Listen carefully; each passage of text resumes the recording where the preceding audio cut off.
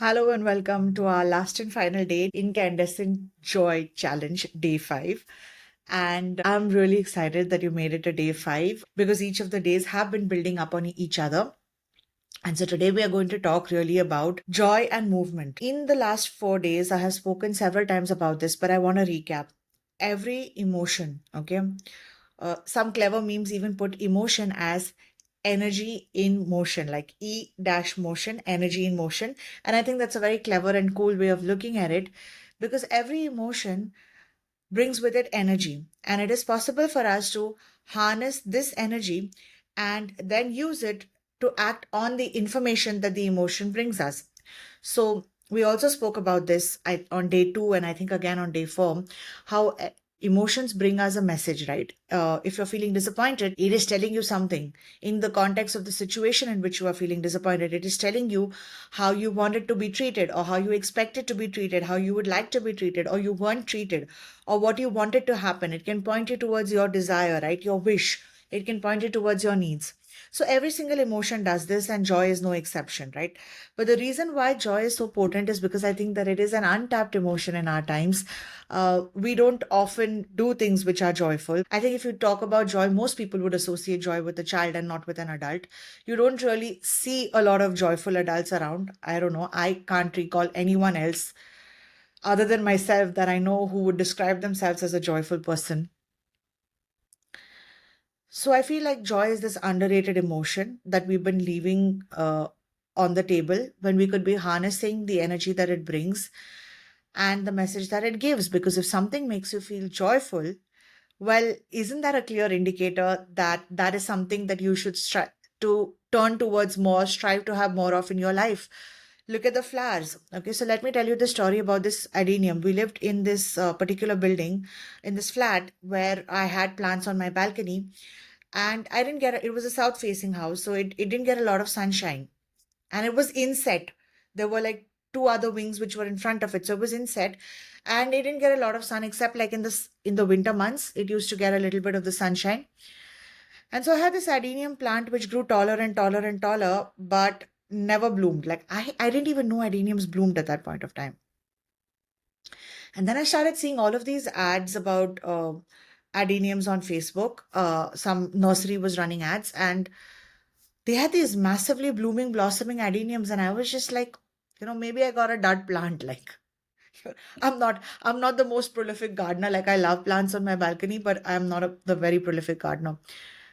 And then we moved homes, and we were still in a south-facing house, but now we were in one of those wings which was outside, right? So we started getting a lot of sun, and in about 2 or 3 months of sunlight,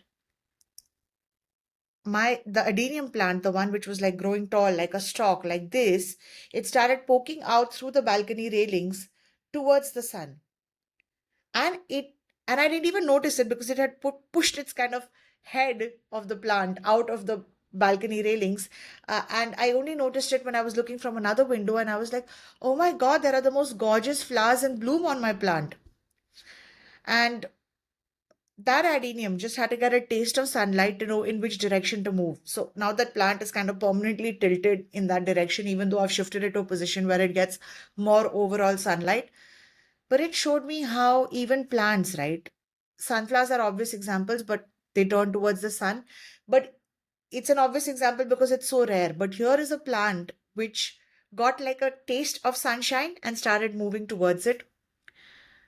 And since sunshine has been our metaphor for joy during this challenge, since it started on the solstice, I thought it was a very apt example to use. Where are the ways in which we can turn towards joy more?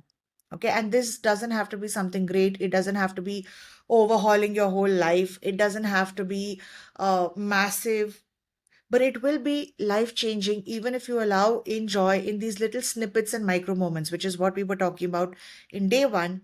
In day 2, we spoke about how you can recognize that joy inside you and become more aware of the sensations that joy produces, because really the energy lies in the sensations, right? In feeling and experiencing those sensations and then using the energy that you get from it to live out your purpose and value.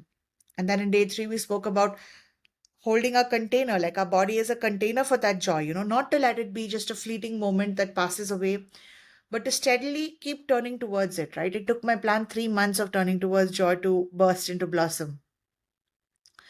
And right now I have like a whole set of adeniums. So after that, I bought a whole set of adeniums.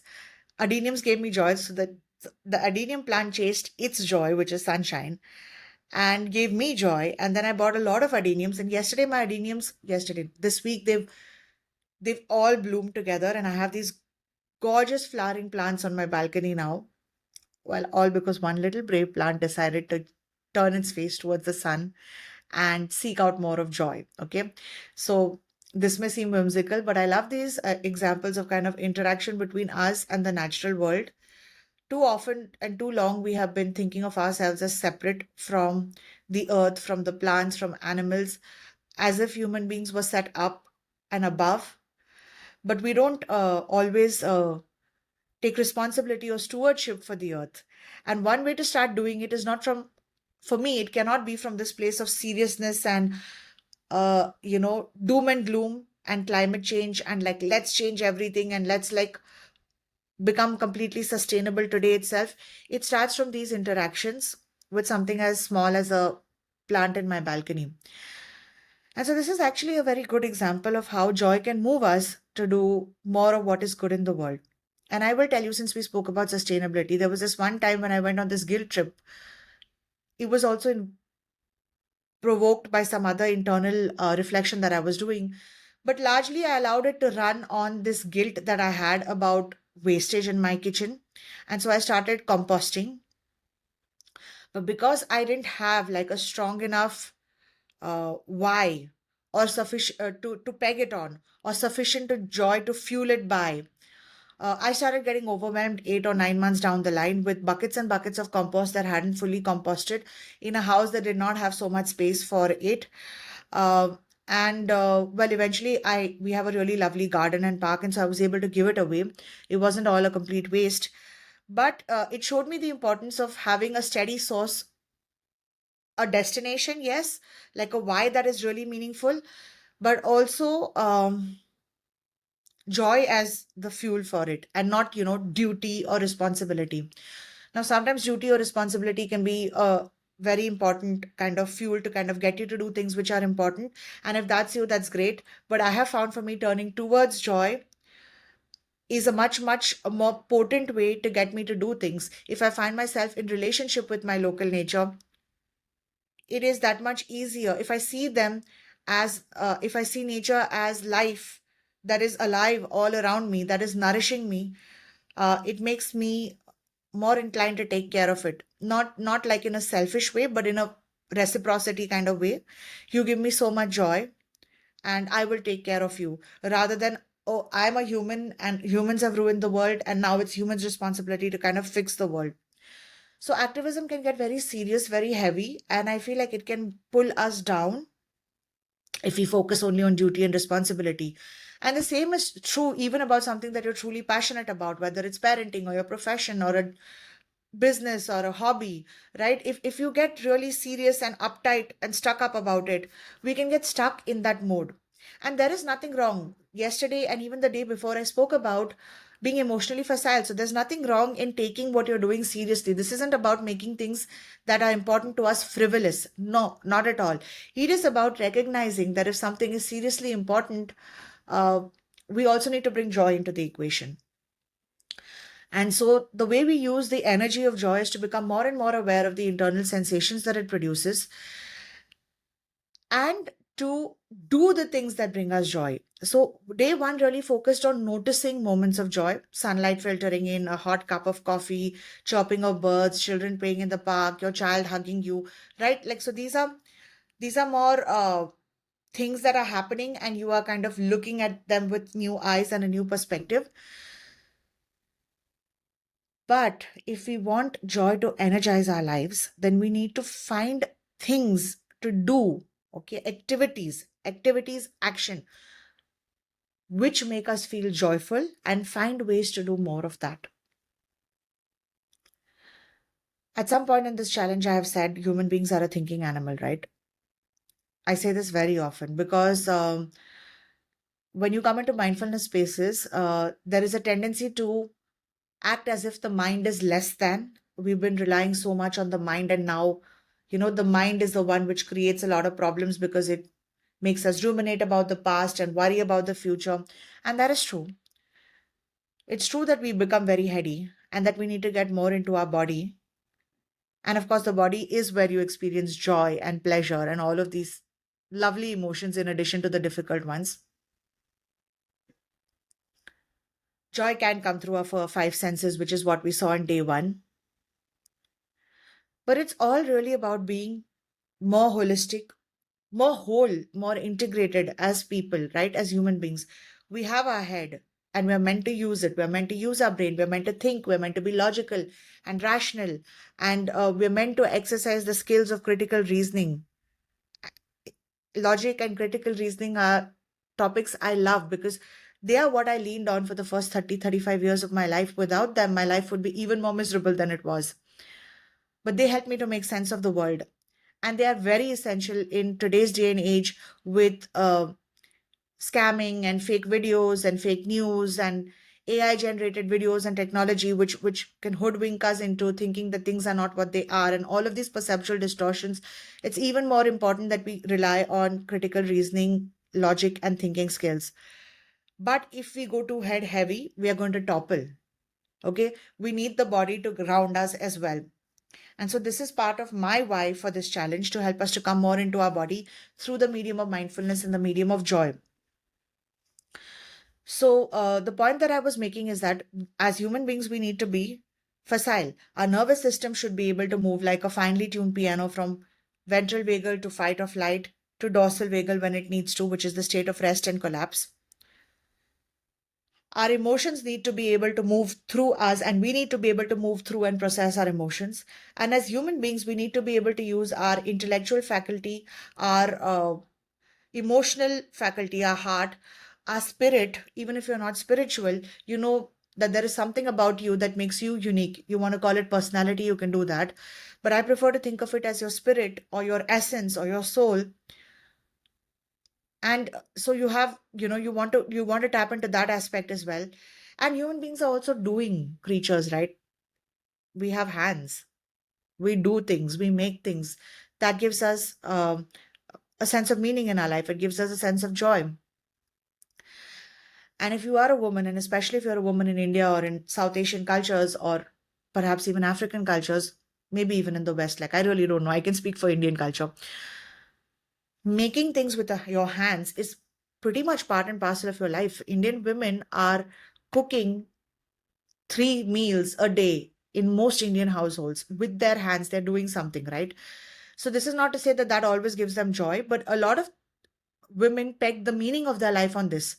Now, when this is the only thing they peg their meaning on of their life, it can become problematic, because naturally that is what patriarchy wants, and that's what makes everyone comfortable, and then the woman has no space in her own life at all. But I'm also thinking of how my child goes to a Waldorf school, and they do a lot with their hands. They have a special class which is called handwork. And I attended a lot of Waldorf doll making workshops and handwork workshops. And what I found is that they have this beautiful concept where there's this quote which says, when our eyes can see the work of our hands doing the work of our hearts, the cycle of creation is complete. And I think it is so true. So all of this is just to say that we as human beings are doing creatures, right? We do things, we make things, we build things, we create things. And so, for joy to have its full expression in your life, you need to find the things that you do that give you joy.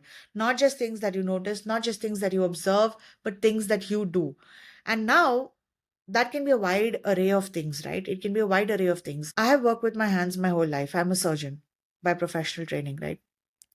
Doing surgery, it has been exciting, it is thrilling, it is obviously gratifying, it brings a lot of meaning into my lives. Sometimes I'm happy and triumphant when a difficult surgery goes well, but it is not a steady source of joy for me. And it is important for me to acknowledge this, because it gives me all of these emotions, but it is not joyful in the way that it nourishes me. Okay, because there is a life at stake, because there is someone else's pain or suffering at stake, right? I may feel triumphant if I've done a difficult surgery well and pulled a patient through. I may feel grateful I often find that there's tremendous meaning in doing this work. Just like I said yesterday, I find meaning in service. This is a form of service. I find it very, very meaningful, but it is not necessarily a source of joy for me. Now, joy in your doing could be, you would usually think of a hobby, right? And many of us think that hobbies, especially for adults, are frivolous. But I know some absolutely lovely adults, including myself, whose hobbies give them joy. We should call them jobbies. Honestly, that's a great word. We should call them jobbies. But anyway, their hobbies give them great joy and they nourish them. And so it is important for you to find those activities that give you joy. Now, when I started off with art, art is the one thing which consistently and sustainably brings me joy. When I started off with art, I thought I had to be good at it. I had to learn all of the techniques. I had to have all of the tools to be able to create art that gives me joy. And if something did not match up to my expectations, it would give me a lot of frustration, disappointment, uh, grief, even. It would touch upon my shame that I'm not good enough at this. And honestly, I used all of these tools, which I speak about in mindfulness, to emotionally process all of this and reach this place where art is a reliable and sustainable source of joy for me. And now art can be quick. It can be a brief sketch. It can be gathering my materials together, right? It can be just touching my materials. Just before recording this video, I cleared up my desk behind, which had all of my eco dyed papers. For the last week or so, I've been obsessed with eco dyeing. And so it's a very messy affair. I mean, I don't know if you can still see my fingers are stained with rust because I didn't use gloves. So I was doing rust dyeing and eco dyeing with all of these plants and leaves, and it was very messy, a lot of black tarry water involved, and a very distinctively strong smell, which is not quite pleasant. And so all of that was drying. And so all the art I've been able to do today before I sat down to do my work, which is this recording, was to pick up those papers, to kind of spend a few minutes looking at them, seeing which prints came out well, sorting out the good prints from the ones that I will have to be creative about in how I use, because I don't want to waste any of the paper that I have dyed. But I will tear it up for collages and also thinking of different things that I can do. And because I didn't have a lot of time, it took me about 10 minutes to clear up. Still, I had immersed myself in my art and my craft, and that gave me joy. And that joy gave me the energy to do my work, which is this recording. Yesterday, I had a day where I had woken up after like 10 hours of sleep. I'd had 10 hours of sleep after really long, and I was extremely tired. Like I was exhausted. And so I did a number of things yesterday morning, a lot of chores. I got a lot of work related chores done. But the way I got it done was to build in these pockets of joy. So for 15 minutes, I just removed my papers from the dye bath where it was soaking and I let them kind of drain. So I set them out to drain. And then I did a little bit of work. And then I set up my drying area. And then I did a little bit of work. And so, what I want to say with this is that we often, especially in productivity circles, they tell you, work for X time and then reward yourself by doing something you like. And then that way, you know that the reward is there at the end of your 25 minutes of working or whatever your Pomodoro method is, or, your 1 hour of working and you have this pleasurable activity which you will be doing. I say do it the other way around. I'm not saying sit and do a whole art project, which sometimes can take me 2 or 3 hours when I'm supposed to be recording a talk like this for my challenge and then editing it and uploading it on YouTube, all of which takes a significant amount of time, right? And this is meaningful work to me. Okay, this is work that is meaningful to me. It's not, nobody's putting a gun on my head and asking me to do this. I'm doing it because it arises out of me. It is meaningful to me. And yet it does consume significant amount of my time and energy. How do I fuel that? How do I get out something that is meaningful to me into this world? For very long, I tried to do it only based on my why. Like, this is meaningful, so I should be able to do it. It doesn't work that way. When I front load my joy, when I do things that make me joyful first, it energizes me to do the work that I need to do. I can break it up into segments and it energizes me. Another thing that I did was watch a small YouTube art video. There was this artist that I love, and she was teaching a particular technique of making collage papers. And so when I was going through my emails, I came across her email sharing that video. And I'm ADHD. It was a 20-minute video. I put it on 2x speed with caption and I watched it, and that was 10 minutes. 10 minutes. It sustained me for another hour, hour and a half of work. And so, one thing I try to do, especially with art, is not to consume more than I create, because it can be very easy sometimes to just, and I've done this, and so I'm speaking from experience. I would consume all of the art videos, and then I have this mental list of tools and techniques that I want to try. And I don't have the time to try the techniques. And so, what I then go and do is I start shopping for the tools. Art is like literally the only place where I'm a shopaholic. Like, I absolutely, it's not that I'm neutral to shopping, like I hate it. I hate it. I put it off for the last minute when it comes to kind of clothes or any of those things. But art supplies, I have like this running list. And sometimes when I feel disconnected from my art, I feel that craving to go and purchase a new tool, a new brush, a new color, a new paint, a new substance, a new substrate, a new pigment. And I know it is because I have cut myself off from the source of joy. So it's like my equivalent of eating junk food to feel better instead of having a nourishing meal. And I hope that analogy works, because I'm not eating junk food and eating to cope in the first place is a very complex and nuanced topic. It does not deserve dismissed in to be dismissed casually. But I wanted to use it as an example because I found that it was very true. As someone who's also used food for coping, I found that it was very true that I use purchasing art items as a filler, as a like a snack when I can't actually practice my craft. So I try not to consume more than I create now consciously. But if all I can do is consume art, then I will do that. I mean, it is much more nourishing for me than, say, binge watching something on Netflix. I'm not a binge watcher actually, so that's not a good example. Say scrolling reels on IG or scrolling shorts on YouTube, which is something that I invariably end up doing. And again, as a coping mechanism, I'm not here to criticize them if those are your coping mechanisms. I'm just saying that we need to look more for things that nourish us and find ways that they can fit into the pockets of our life. So, say you took up slow stitching, right? You could always have a small kit in your purse or your pocket, and you could pull it out and take a few stitches whenever you have time. You wouldn't have to, with slow stitching, you wouldn't have to complete like a whole project or do it for hours. You could do a few stitches here, a few stitches there. It gives you joy. It would nourish you. I already gave you the example of my art. If you find that cooking is something that gives you joy, you could, look up recipes. You could collect ingredients, much like I do with my art. You could set up the whole place for you to make whatever you want. You could figure out creative ways in which it fits in your time slot, especially if you're doing something like baking, where there is like a lot of resting time involved in between. But the one thing I would say with cooking or even painting for that matter is to become conscious of the product versus the process. When we are focused on the product, we are still in this mentality of achievement. And for me, it was so even in my initial days of painting, where creating a beautiful product that I could then photograph and send to my mom, my brother, post on social media, and have people say, wow, this is amazing, this is so beautiful. Wanting that validation from other people, which, while not wrong, again, there is a fine balance between being nourished by the support of other people and being hooked onto their validation as a way to feel good. And so I found more and more that I share less and less of my art, and I want to start documenting and sharing more.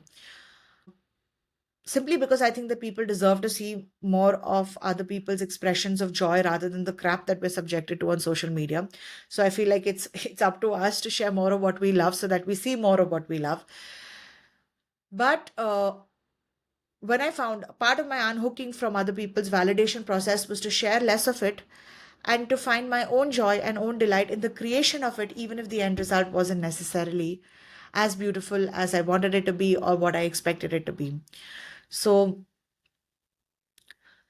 I hope that with this, I have been able to help you see how joy and especially the sensations of joy can help you move, energize you, and how joy is not passive. It's about turning towards joy in an active way. There is movement, just like my adenium plant moved towards the sun. Just like I moved towards my art practice, just like I moved towards process over product when I realized that product was hooking me onto other people's approval and validation.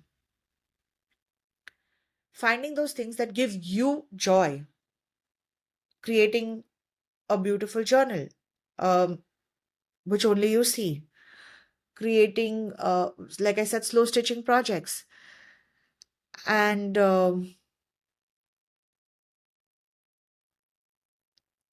you would have to find what it is that gives you joy. For a lot of people, I know I have some friends for whom exercising is joyful. It's joyful not just because it produces endorphins that make them feel good, but because it genuinely moving their body gives them joy. I am not one of those people, and I'm looking for ways to kind of hook into joy so that I exercise more regularly. But there are people for whom that is a joyful process. That's what they turn towards, and not just because they want to like look good or look buff, but because the movement itself, stretching their body, doing those things, it gives them joy. So really, this is your assignment or prompt for the day. It would help, I believe, to use a mindfulness practice. And we do have a movement based mindfulness practice called the walking meditation. Again, there are several videos, and I will link a short one and a long one as I usually do. If you can, practice this for the experience of it, for the experience of just moving mindfully, and then look for the ways in your life where you can move towards joy, where you can move through joy, where you can move joyfully.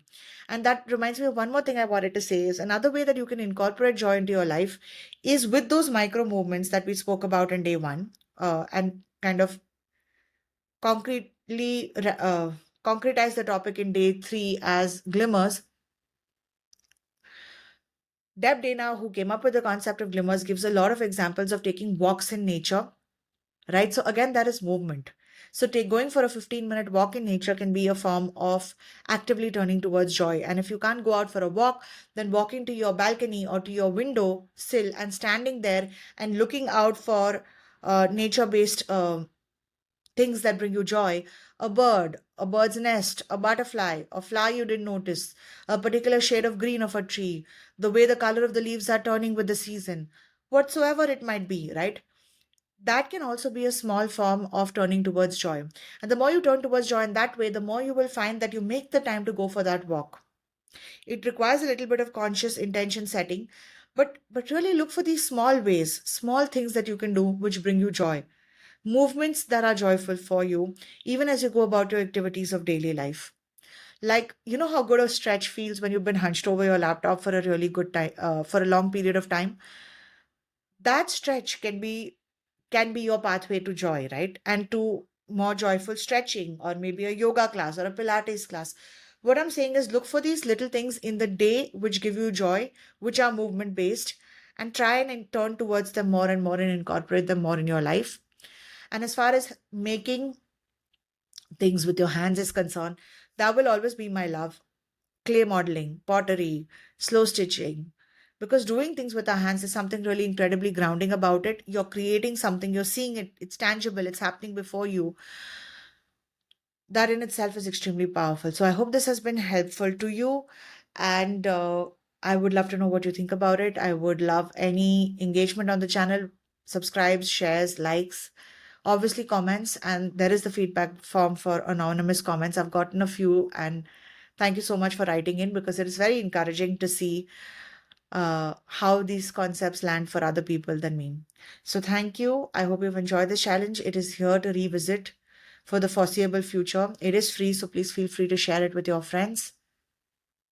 And from tomorrow, we will resume the regular mindfulness meditations on the channel, so you can tune in for those. Bye for now.